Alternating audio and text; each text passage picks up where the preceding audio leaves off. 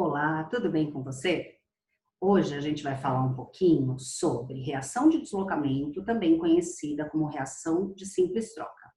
Eu sou a professora Melissa e se você ainda não se inscreveu no canal, se inscreva e ative as notificações para receber todas as novidades.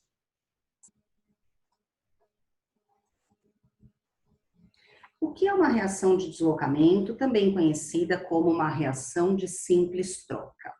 Por exemplo, se eu tiver uma substância simples, se eu tiver, por exemplo, aqui um metal e aqui uma substância composta, lembrando que a primeira parte é positiva, a segunda parte é negativa. Se o metal for mais reativo do que o cátion, ele é capaz de deslocar o cátion, ele fica no lugar do cátion e aquele que estava ligado vai ficar sozinho. Ou, se eu tiver, por exemplo, um ametal, substância simples, ligando, reagindo com uma substância composta. Se o ametal for mais reativo do que o ânion, ele vai ficar no lugar do ânion, então aqui o B agora vai estar ligado com o D, e o C que estava ligado vai ficar sozinho. Então, isso vai acontecer se aquele que está sozinho for mais reativo do que aquele que está ligado. Por exemplo, vamos começar aqui com o caso dos ametais. Se eu colocar cloro para reagir com brometo de sódio.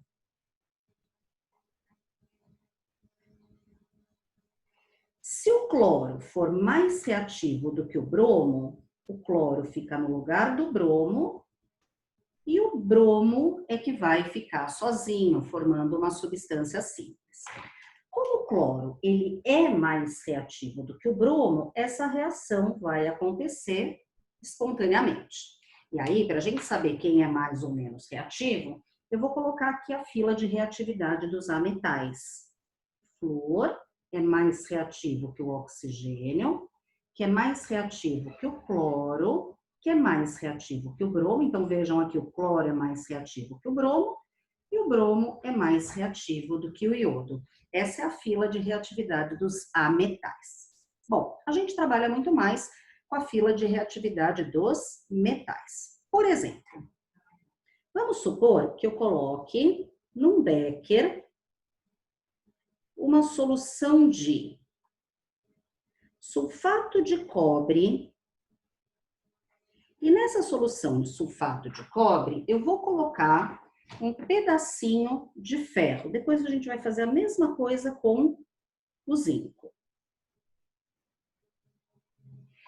Na solução de sulfato de cobre tem cobre 2+, e SO4 2-. Lembrando que o cobre 2+, ele deixa a solução azul. Então, nós temos uma solução azul de sulfato de cobre e um pedacinho do metal ferro. Vamos ver se essa reação aqui vai acontecer. Ferro reagindo com sulfato de cobre. Como o ferro ele é mais reativo do que o cobre, ele é capaz de deslocar o cobre. Como é que eu vou saber isso? Eu vou olhar essa reação, tá? Pouco tempo depois, o que vai acontecer? Eu começo a ver a formação de um depósito avermelhado em cima da plaquinha de ferro, mostrando a formação de cobre metálico. Então, significa que teve reação, significa que o ferro é mais reativo que o cobre, o ferro vai ficar no lugar do cobre, e agora o cobre é que vai ficar sozinho. Vamos entender o que está acontecendo. Eu vou escrever essa reação na forma iônica, ferro metálico, carga 0.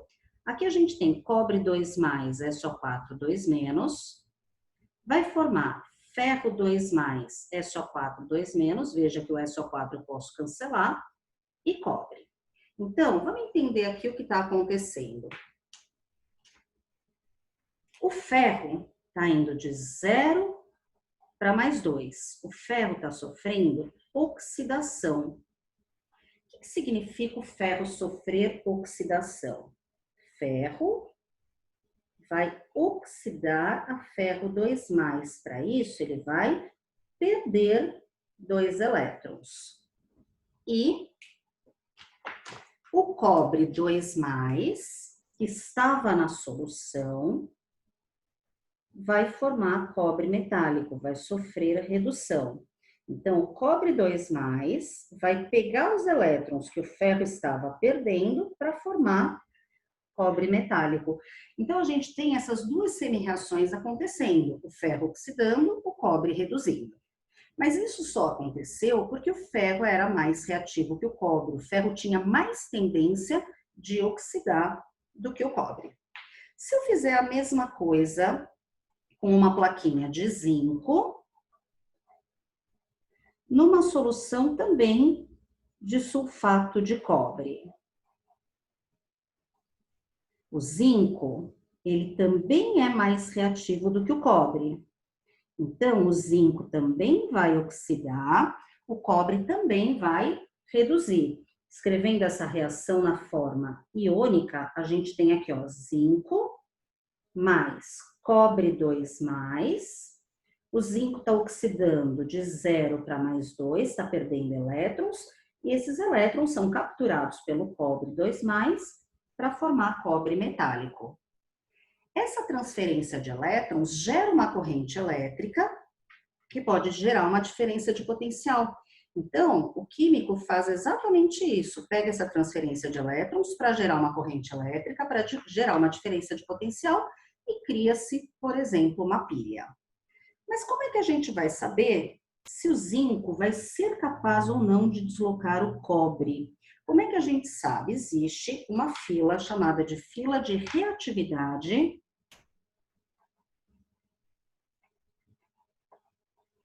dos metais.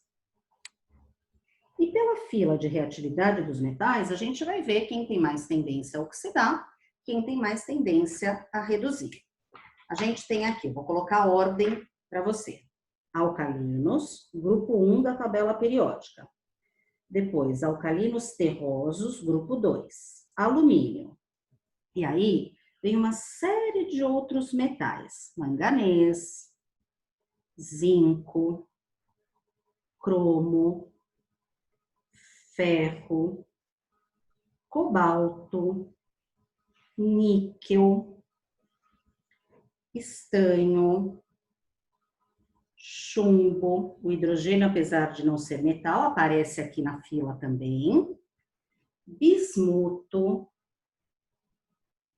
cobre, mercúrio, prata, paládio, platina e ouro.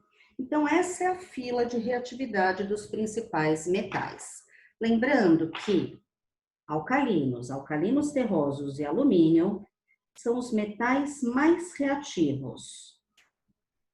Logo, são os que têm tendência de sofrer oxidação.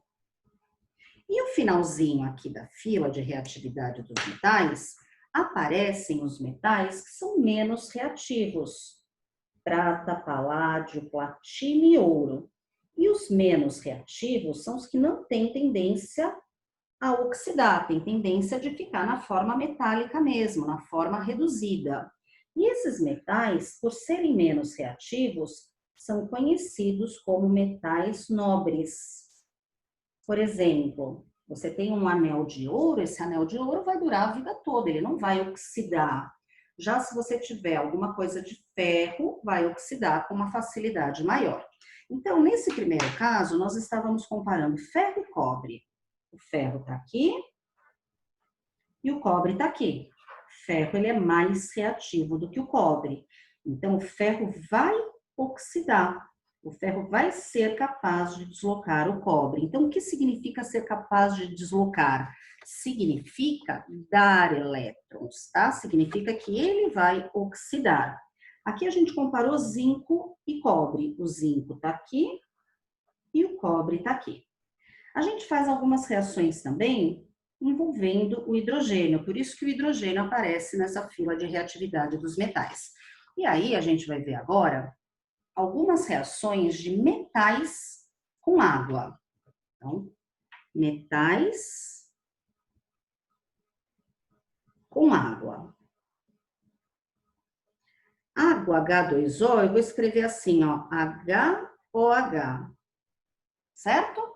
Então, por exemplo, o sódio, o cálcio, os metais alcalinos e os alcalinos terrosos reagem com água a frio. E nessa reação vai formar, ó, o sódio vai ser capaz de deslocar o hidrogênio. Então, o sódio vai ficar no lugar do hidrogênio, vai formar hidróxido de sódio. E nesse caso, eu não posso escrever que vai formar H. Forma o gás hidrogênio, H2. E eu vou colocar meio aqui para balancear. Essa reação ela é extremamente violenta, com liberação de hidrogênio. A gente vê a formação das bolinhas. E o hidróxido de sódio pode ser identificado se a gente colocar na água um pouquinho de fenolftaleína. A fenolftaleína em meio básico, ela fica rosa. A mesma coisa acontece com o cálcio. O cálcio também reage com água. Isso acontece a frio mesmo. Vou colocar 2 aqui para balancear. Vai formar o hidróxido de cálcio e também vai liberar hidrogênio. Já o magnésio, ele vai reagir com água, mas ele só vai reagir com água a quente. Então, eu preciso aquecer para que haja reação, formando hidróxido de magnésio e também liberando hidrogênio. Já alguns metais que são mais reativos do que o hidrogênio, como por exemplo alumínio, ferro e zinco, reagem com vapor d'água a alta temperatura, deslocando hidrogênio. Só que ele dá origem a óxidos. Por exemplo, o zinco reage com água, também a altas temperaturas, forma óxido de zinco e libera hidrogênio, tá? Então, essa reação aqui ocorre a quente. Então, o importante aqui é a gente saber se uma reação vai acontecer ou não. E ela só vai acontecer se aquele que está sozinho for mais reativo do que aquele que está ligado. Conseguiu entender? Se entendeu? Gostou? Deixa seu like. Se não entendeu, pode deixar aí nos comentários, tá bom? Em breve falaremos sobre pilhas. Um super beijo para vocês. Tchau, tchau.